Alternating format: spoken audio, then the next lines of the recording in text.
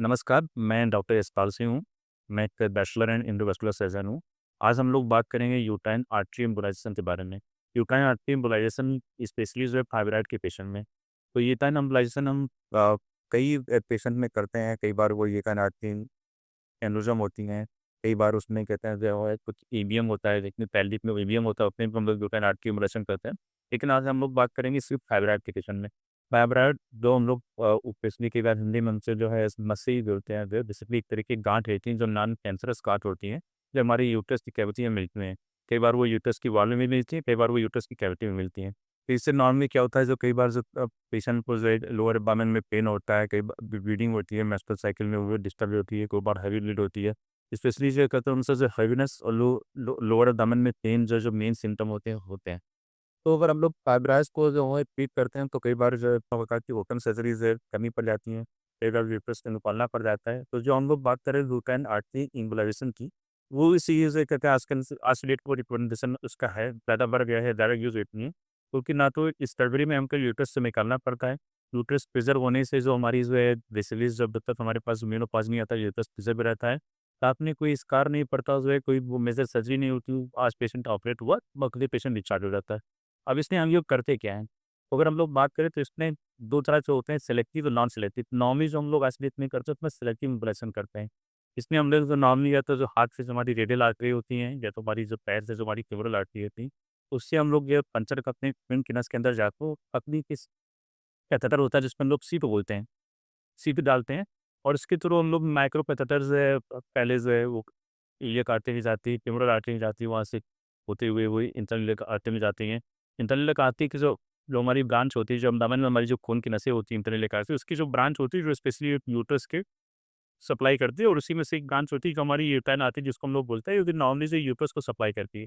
जब हम लोग एंजियोग्राम करते हैं, अपन लोग जो पिक्चर में दिखाएँगे आपको, जो बगल में पिक्चर बन के आएगी तो आपको मालूम नहीं पड़ेगा। जब हम लोग एंजियोग्राम करते हैं तो उसमें हम लोग आइडेंटिफ़ाई करते हैं कि कौन-सी हमारी यूट्राइन आर्टरी है।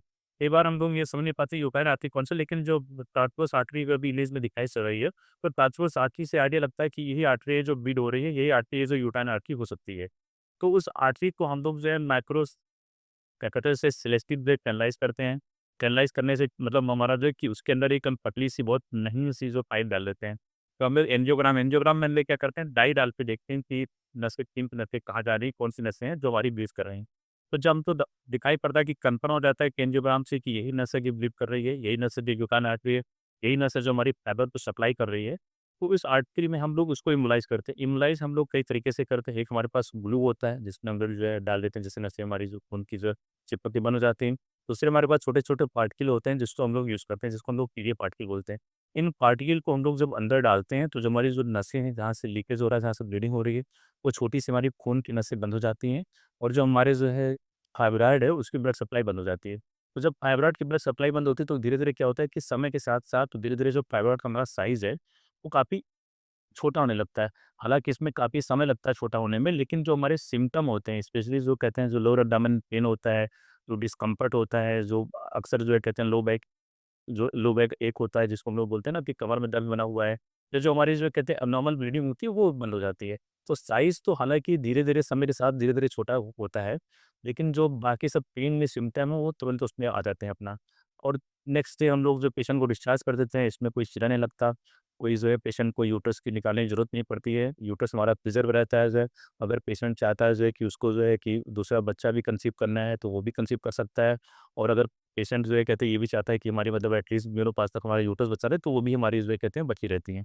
इस तरह से अगर हम लोग देखें तो यूट्राइन आर्टरी एम्बोलाइज़ेशन आज की डेट में एक बहुत ही सफल सर्जरी है। एक जो है बहुत ही मतलब ऐसी सर्जरी जिसमें कॉम्प्लिकेशन के चांस काफ़ी रेयर हैं और एक मतलब जो है अगर हम लोग उसको रेडियल आर्टरी से करते हैं तो डे केयर में भी कर सकते हैं। ट्यूबरल आर्टरी से करते हैं तो 1 दिन का स्टे चाहिए होता है। पेन अगर कई बार ज़्यादा होता है तो इसमें हम लोग को जो है 1 दिन के लिए एडमिट करना पड़ता है। अदरवाइज़ कहते हैं कोई ऐसे सिम्पटम इसमें दिक्कतें, परेशानियाँ कुछ होती नहीं हैं। नॉर्मल अगर पेशेंट होता है तो कुछ खतरे की संभावना भी कम होती है। तो अगर इस तरह से हम लोग समझें तो आज की डेट में जो हमारा फाइब्रॉइड का जो one of the treatment of choice कह सकते हैं कि मिनिमली इन्वेसिव प्रोसीजर है यूट्राइन आर्टरी एम्बोलाइज़ेशन।